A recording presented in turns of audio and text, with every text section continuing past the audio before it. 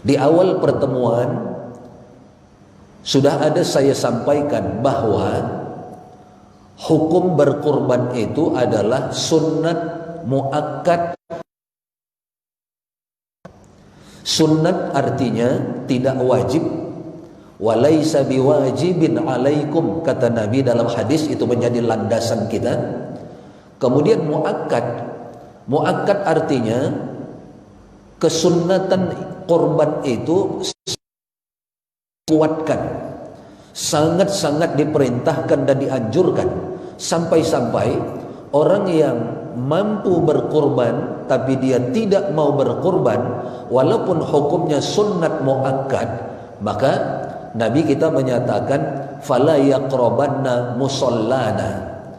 Orang seperti ini jangan dekat-dekat ke musolla kami. Orang seperti ini jangan dekat-dekat ke tempat-tempat solat kami. Orang seperti ini, kata Nabi kita, jangan dekat-dekat tempat orang menyembelih kurban-kurban mereka. Itulah makna muakkad. Kemudian alal kifayah. Di sini poin pertanyaan tadi. Alal kifayah. Kurban memiliki dampak multiplayer effect, kata orang. Memiliki efek yang begitu luas, sehingga walaupun kurban itu hanya 1 ekor kambing, kemudian disembelih atas nama 1 orang saja yang disebutkan nama si pekurban, maka efek dari pahala berkurban itu akan didapatkan oleh seluruh anggota keluarganya dan bahkan semua orang-orang yang diniatkannya mendapatkan pahala dari berkurban itu. Bahkan bukan cuma untuk 1 keluarga saja. Maka dari itu, kalau pertanyaan tadi apakah boleh 1 ekor kambing diniatkan pahalanya untuk seluruh anggota keluarga, maka jawabannya boleh dan baik sekali. Cuma diniatkan mendapatkan pahala berkurban itu, bukan ketika disembelih semua anggota keluarganya disebutkan satu persatu, padahal yang disembelih itu 1 ekor kambing. Penyebutan ketika menyembelihnya itu tetap atas nama 1 orang, barulah diniatkan untuk juga seluruh keluarganya. Maka ini penting disampaikan kepada tukang sembelih. Tukang sembelih pun harus mengerti. Maka berhati-hati yang menyembelih kurbannya di RPH, di rumah potong hewan. Jangan cuma yang di sana itu ahli, pengalaman, mahir di bidang potong memotong saja, tapi kesunahan menyembelih dan memotong kurban dia tidak mengerti. Itu juga resiko sama kita. Maka tetap atas nama 1 orang ketika disembelih, kemudian disebutkan dan atas nama keluarganya. Atas nama keluarganya itu dimaksudkan bahwa seluruh anggota keluarganya itu mendapatkan pahala yang sama seperti dia. Kalau ini dipahami, maka tidak ada kita kenal orang-orang yang mempergilirkan kurban itu dari 1 anggota keluarga ke anggota keluarga berikutnya, tahun depan berganti lagi, tahun berikutnya nanti yang berikutnya lagi, sampai anak-anak yang belum dituntut berkurban pun dia pergilirkan berkurban. Itu yang terjadi di tengah-tengah masyarakat kita. Bapak tidak berkurban? Oh, saya sudah Ustaz 8 tahun yang lalu. Kemudian setelah itu 7 tahun yang lalu, oh kita tetap berkurban Ustaz, cuma atas nama istri saya. Bapak, oh saya tidaklah, namanya atas nama istri. Nanti nuntut pula dia, katanya. Kemudian 6 tahun yang lalu berkurban juga kah? Berkurban. Nama bapak atau nama ibu balik? Tidak nama saya, nama istri saya, tapi nama anak saya yang paling besar. Sehingga tahun ini berkurban tak? Oh berkurban. Atas nama siapa? Nama bapak, nama ibu, nama anak paling besar, nama anak berikut? Oh tidak Ustaz, ini nama anak saya yang terakhir. Yang paling kecil. Apa umurnya? 1,5 tahun, Ustaz, kata dia. Di mana ada budak-budak 1,5 tahun dituntut berkorban? Solat yang wajib saja dia tidak dituntut. Puasa yang wajib saja dia tidak dituntut. Yang wajib-wajib saja dia tidak dituntut. Bayar zakat dia tidak dituntut. Bayar zakat mal dia tidak dituntut. Kenapa korban kita sembelihkan atas nama dia, sementara kita sebagai kepala keluarga kita korbankan tidak berkorban? Keluarga yang lain yang sudah mukallaf, yang sudah dituntut beribadah korban, justru tidak melaksanakan korban itu untuk diri mereka. Kekeliruan-kekeliruan akan muncul. Dampak hukum berikutnya akan muncul dari sebuah perbuatan pemahaman hukum yang keliru dan salah.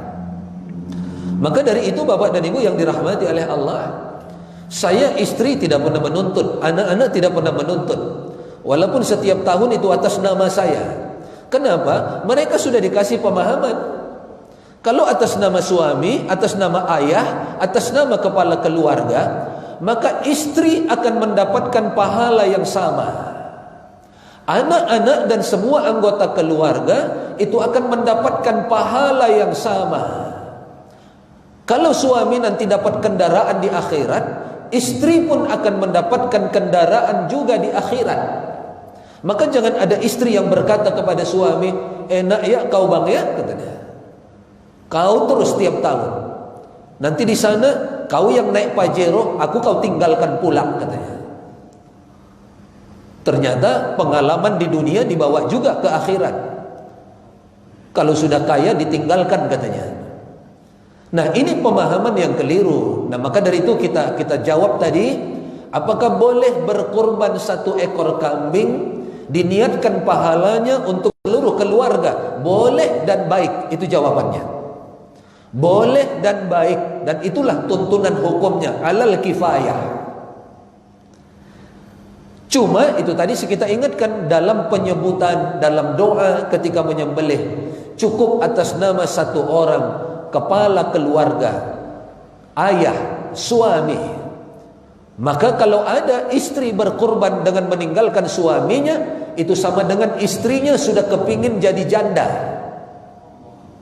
Sudah kepingin jadi janda. Ada sesuatu yang tidak bisa berubah. Istri juara MTQ tingkat provinsi misalnya, suami tingkat kelurahan saja tak pernah lolos. Lalu ketika mereka sholat berjamaah, siapa yang jadi imam? Hah? Loh, tapi yang jadi imam itu harus yang paling fasih. Suami apa istri? Nah, dia mulai ragu nih, istri kayaknya, kata dia. Hukum itu tidak berubah. Mau istrinya juara internasional, bahkan juara dunia akhirat, kalau mereka sholat berjamaah, tetap suaminya yang jadi imam. Istri S2, dokteranda, MSI. Suami S1, SD. Begitu mau menikahkan anak, siapa yang menikahkan? Suami apa istri? Suami apa istri? Nanti jelek buku nikahnya, Pak. Catatan di KUA jelek. Siapa walinya? Suami. Tamatan apa? SD. Jelek nanti Pak, jelek nanti Bang. Jadi tukarlah. Istri saja yang menikahkan menjadi wali. Kenapa? Ada dokter handanya, ada MSI-nya, cantik catatannya. Hukum ini tak bisa berubah. Walaupun suaminya bodoh-bodoh sekalipun, suaminya walinya kalau masih ada suaminya. Kalau istri motong-motong, itu saya kita katakan sama dengan istri ini meminta cepat jadi janda. Begitu juga dengan kurban, begitu juga dengan zakat fitrah, begitu juga dengan zakat mal. Itu semua diperintahkan kepada suami-suami. Begitu juga akikah diperintahkan kepada ayah, selagi masih ada ayah. Kalau tidak ada, barulah emaknya, barulah ibunya. Bukan si anak sendiri berpribadi berakikah untuk dirinya, bukan. Itu yang keliru itu. Maka balik kita menjawab pertanyaan tadi, apakah boleh berkurban 1 ekor kambing, diniatkan pahalanya untuk seluruh anggota keluarga? Boleh dan baik. Landasan kita, sandaran kita ini dijadikan dalil oleh para ulama-ulama fikih kita dalam kitab-kitab fikih mereka. Nanti ini kita bagikan hadis ini. Seorang sahabat bertanya meminta kepastian kepada sahabat yang dulu lebih lama hidup bersama Rasul sallallahu alaihi wasallam. Pertanyaannya itu dalam hadis ini disebutkan, kaifa kanat dhuhaya fikum Rasulillah sallallahu alaihi wasallam? Bagaimana kanat kalian dulu dhuhaya berkurban fikum untuk kurban kalian ala ahdi Rasulillah sallallahu alaihi wasallam, pada masa hidup kalian bersama Rasul sallallahu alaihi wasallam. Bagaimana kalian dulu berkurban ketika kalian hidup bersama Rasul sallallahu alaihi wasallam? Seorang sahabat itu ditanya. Qala, maka sahabat yang ditanya itu pun menjawab. Qala, dia mengatakan, kana ar-rajulu fi ahdin Nabi sallallahu alaihi wasallam syati anhu wa an ahli baitihi. Dijawabnya, karena adalah keadaannya di zaman Nabi sallallahu alaihi wasallam itu ya, ar-rajulu bukan an-nisa'u, tapi ar-rajulu, seorang laki-laki kalimatnya, yang dimaksud seorang suami, seorang kepala keluarga. Bukan an-nisa'u, tapi ar-rajulu, seorang laki-laki dewasa yang diartikan ayah, kepala keluarga. Fi ahdin Nabi sallallahu alaihi wasallam, pada zaman Nabi sallallahu alaihi wasallam, yudhi, berkurban, bisyati, dengan seekor domba, kambing kata kita, anhu, kurban itu untuk dirinya, wa an ahli baitihi, dan kurban itu atas nama keluarganya. Pegang ini, pegang. Jemaah yang dirahmati oleh Allah, ini pegangan kita. Hadis ini an Atha ibn Yasarin qala sa'altu Aba Ayyub al-Ansari. Seorang sahabat Atha bin Yasar, dia berkata, sa'altu, aku bertanya, Aba Ayyub al-Ansari, kepada Abu Ayyub al-Ansari. Itu tadi pertanyaan apa? Sahabat Atha bin Yasar bertanya kepada sahabat Abu Ayyub al-Ansari, bagaimana dulu kurban kalian ketika kalian hidup bersama Nabi sallallahu alaihi wasallam? Coba ceritakan. Maka diceritakan oleh Abu Ayyub al-Ansari bahwa dulu seorang laki-laki kepala keluarga berkurban, walaupun hanya bisyati, dengan seekor domba, seekor kambing saja, tapi kurbannya itu untuknya, anhu, untuknya, wa an ahli baitihi, dan kurban itu untuk keluarganya. Ini pedoman kita. Maka semua pekurban-pekurban niatkan seperti itu. Penyembelih pun begitu.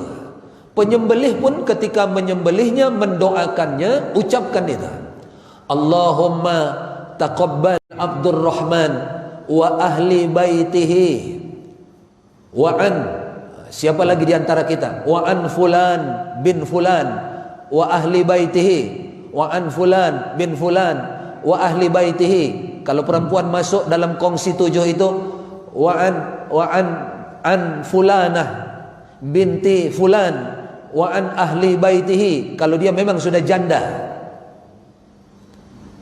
Maka begitu dia ketika menyembelihnya. Cari tukang sembelih yang mendoakan pekurban-pekurbannya.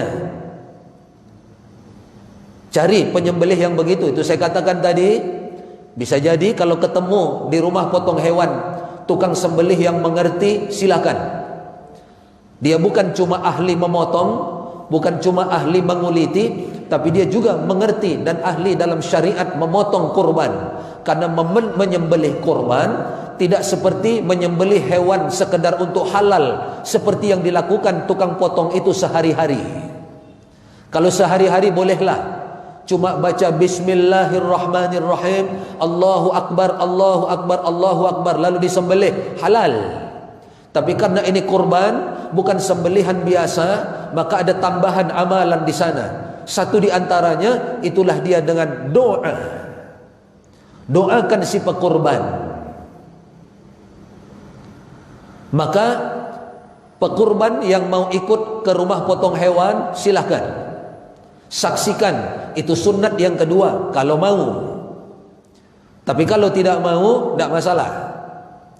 Tapi doa tadi itu jauh juga lebih penting.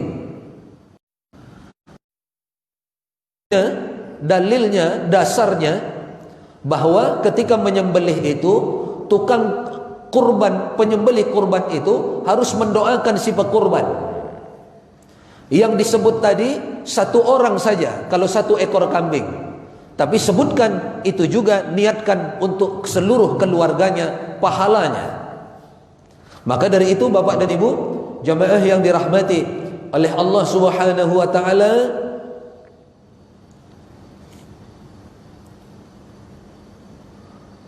Nabi kita sallallahu alaihi wasallam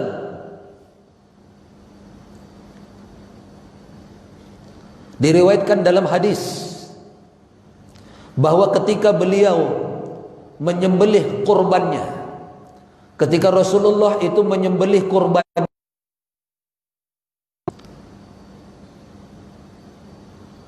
disebutkan di dalam hadis itu ketika Rasulullah itu akan menyembelih kurbannya, thumma dzabahahu. Nampak itu Pak ya? Nampak? Iya. Thumma dzabahahu. Kemudian ketika Nabi mau menyembelih, thumma qala, lalu Nabi kita mengucapkan bismillah, Allahumma taqabbal min Muhammadin wa ali Muhammadin wa min ummati Muhammadin, thumma dhuha. Rasulullah ketika akan menyembelih kurbannya, dia mengucapkan zikir bismillah dengan menyebut nama Allah, dalam keagungan nama Allah. Allahumma, ya Allah, taqabbal, terimalah kurban ini min Muhammadin, dari Muhammad, dari hamba-Mu Muhammad, wa ali Muhammadin, dan dari kurban keluarga Muhammad, ali Muhammadin, keluarga Muhammad, wa min ummati Muhammadin, dan kurban untuk umat Nabi Muhammad yang tidak mampu berkorban. Thumma dhuha, barulah kemudian Nabi menyembelihnya. Orang bilang, wah mungkin kurban Nabi banyak sehingga keluarganya semuanya masuk, bahkan umat-umatnya yang begitu banyak masuk. Maka kita jawab juga dengan hadis ini. Di atas ada kalimat wa akhadhal kabsyah. Ada nampak itu? Wa akhadhal kabsyah. Nabi mengambil al-kabsyah, seekor kibas, seekor domba, seekor kambing. Bukan mengambil puluhan ratusan ekor domba dan kambing, bukan mengambil ratusan ekor unta sehingga semua keluarga masuk, sehingga semua umatnya masuk. Tapi ketika Nabi menyembelih hanya wa akhadhal kabsha, diambilnya seekor kibas, seekor kambing, seekor domba, fa'abja'ahu, kemudian direbahkannya, kemudian ditidurkannya, thumma dzabahahu, kemudian dia pun akan menyembelihnya, thumma qala, kemudian dia pun berzikir bismillah, dengan nama Allah, Allahumma taqabbal min Muhammadin, ya Allah terima ini kurban Muhammad. Satu saja nama disebut, karena satu ekor kibas.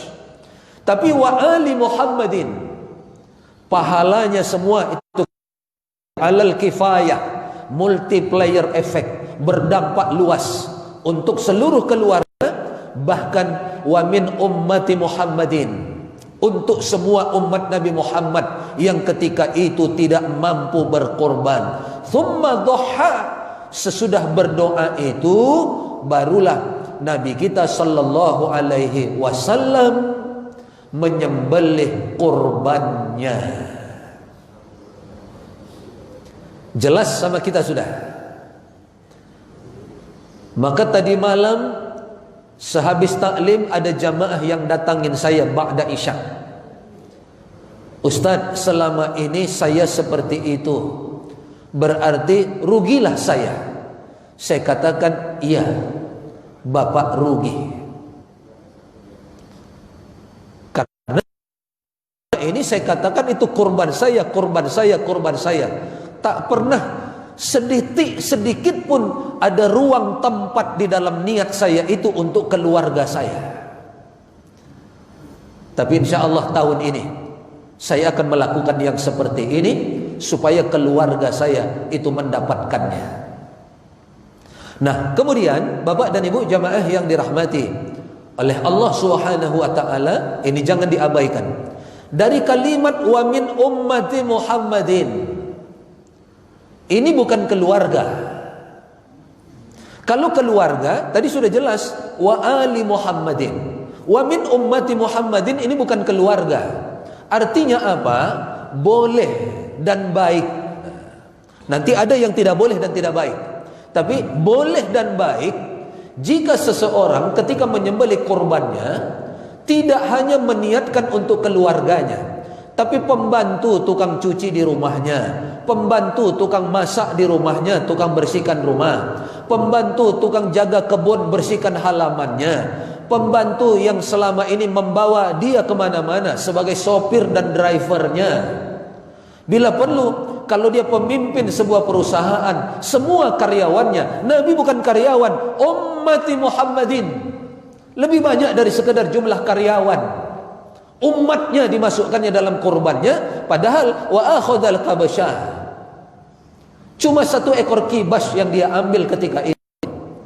Kepala sekolah, ketua yayasan, nah, guru-guru, anak-anak, itu kita niatkan di dalam kurban kita. Kepala sekolah berkurban, niatkan untuk anak-anaknya. Jangan dibalik, anak-anak disuruh ngumpul uang kurban, gurunya tak berkurban, jadi dapat daging dia. Ini kepala sekolah dan guru yang kelewat amat nih memahami tentang kurban ini. Supaya guru-guru dapat daging kurban, diakalin. Anak-anak suruh bayar 30.000 satu orang. Mudah-mudahan video ini nanti kita upload, dengar ini kepala-kepala sekolah, guru-guru dimanapun berada. Tidak ada dasar yang kalian lakukan itu. Ngumpul uang dari anak-anak 30.000, 40.000, lalu dapatlah 3 ekor sapi, 4 ekor sapi, disembelih atas nama siapa itu? Sama dengan kemarin malam ada jemaah yang nanya, Ustadz, kita pernah dikirimin 1 ekor sapi dari salah satu stasiun televisi nasional. Ketika mau kita sembelih, kita bingung, ini atas nama siapa? Apa mau kita buat? Allahumma taqabbal min Indosiarin, Allahumma taqabbal min RCTI Okein. Apa mau kita doakan? Allahumma taqabbal min SC TVin. Saya bilang kurban itu ibadah perorangan munfarid, bukan ibadah lembaga. Itu nanti jatuh hukumnya kepada sedekah saja, sedekah lembaga.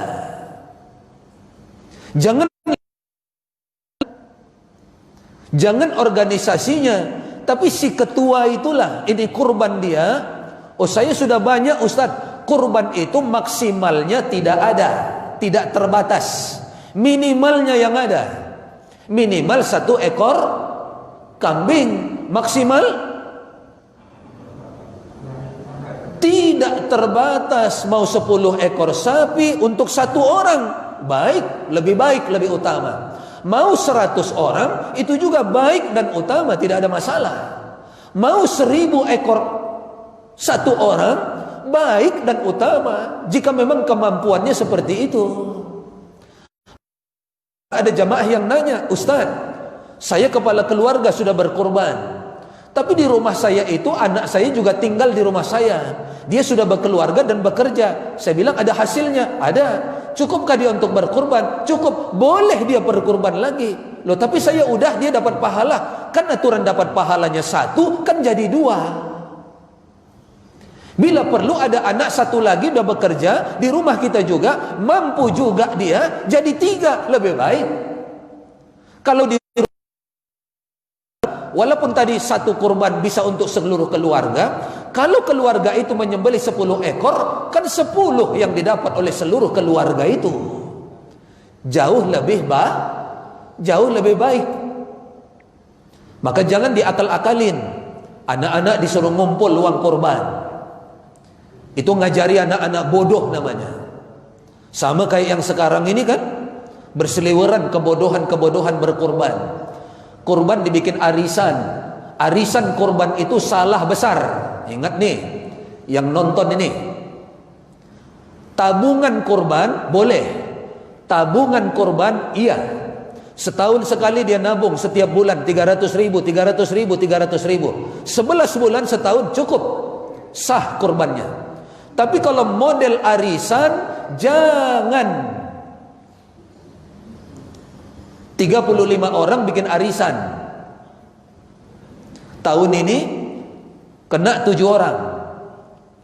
7 orang disembelihkan kurban atas nama mereka. Pertanyaan kita, dari 7 orang itu, karena ini nanti 5 tahun 35 orang, 7 kali 5 tahun baru habis satu putaran. Maka ketika yang 1 orang, 7 orang ini berkurban, mereka sudah cukup atau belum pembayarannya? Belum, harus berhutang lagi selama 4 tahun. Di situ kelirunya. Kemudian yang berbahaya lagi, karena yang kurban tahun ini 7 orang dari 35, tinggal 28 lagi. Karena nanti dicicil 7 orang selama 4 tahun lagi. 28 orang lagi belum kena giliran. Mereka akhirnya tidak berkurban. Kenapa? Karena belum tidak kena giliran. Padahal yang 28 orang ini sudah mampu. Sudah mampu 4 tahun tidak berkurban. Siapa nanggung beban hukumnya itu? Maka arisan itu jangan lakukan. Kalau tabungan boleh. Tabungan itu namanya simpanan. Begitu yang kita ikut, itu yang kita anut. Tapi kalau arisan itu resikonya besar sekali. Lalu orang bilang sederhana, udah baguslah Ustaz, namanya memotivasi. Kalau niatmu cuma motivasi silahkan. Tapi jangan kau rusak tatanan hukum berkurban ini gara-gara kau mau motivasi, akhirnya kau lakukan inovasi. Inovasi tiada henti, Suzuki. Nah, maka dari itu Bapak dan Ibu jamaah yang dirahmati oleh Allah, ini pedoman bagi kita, ini dalil bagi kita selanjutnya, bahwa ketika berkurban itu sebutkan, doakan nama si pekurban, lalu doakan kurban itu juga untuk seluruh keluarganya, juga orang-orang yang dia niatkan di dalam kurbannya. Doakan. Dan ini juga sekaligus menjadi dalil sama kita tentang pertanyaan di atas tadi. Bolehkah berkurban hanya 1 ekor kambing tapi diniatkan untuk seluruh keluarga? Maka kita bilang boleh. Dan yang kedua itu baik. Dan yang ketiga itulah yang diamalkan oleh Nabi kita sallallahu alaihi wasallam lewat 2 sandaran, lewat 2 dalil, lewat 2 hadis yang tadi kita sebutkan itu.